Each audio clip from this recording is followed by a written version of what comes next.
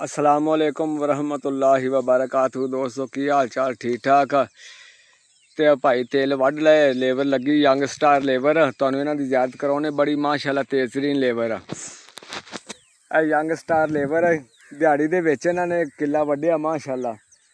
परसों वड्ढिया एक दिन दे विच किला इन्हां 5 बंदियां ने। ते अज बन्नी जा रहे, शाम तक बन देंगे, कल नूं फिर जोड़नगे उधर और नुक्कर दे विच एक साइड ते जोड़ देना, बाकी फिर दोबारा इत्थे इंशाअल्लाह मक्की बीजांगे। बड़े माशाअल्लाह बंदे चंगे है ये। एक तो बेली है तो एक है जिहड़ी है ना, ये काम बड़ा सोहना करदे है। ते इन्हां नूं बड़ा औखा लभ के लिआंदा, बड़ी दूर काम कर रहे सी ते किले वास्ते लिआंदा, फिर इन्हां नूं बड़ा औखा।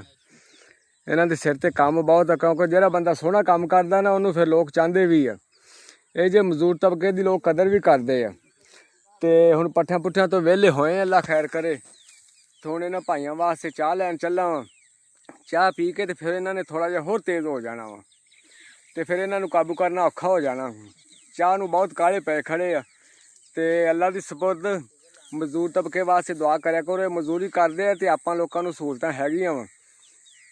कित्थे कित्थे पता नहीं बेचारे इन्हां दा रिजक लिखिया हुंदा ते जाके मजदूरियां करदे, रिजक कमाउंदे अपने बच्चों वास्ते, अपनी फैमिलियां वास्ते। बड़िया मेहनत करते तो दुआ करया करो, अल्लाह हर किसी के रिजक दे विच बरकत अता फरमावे। कितना मुश्किल काम आ। अज बदलों की बड़ी सख्त धुप लगी हुई, तो लेकिन बंदे देखो सारे पसीने नाल भिजे हुए आ। लेकिन मजदूरी दे विच बरकत बड़ी हुंदी है। हलाल दी जिहड़ी रोजी उहदे च बड़ियां बरकतां हुंदियां वा। ते दुआवां च याद रखिया जे। वसलाम, जज़ाकल्लाहु खैरा।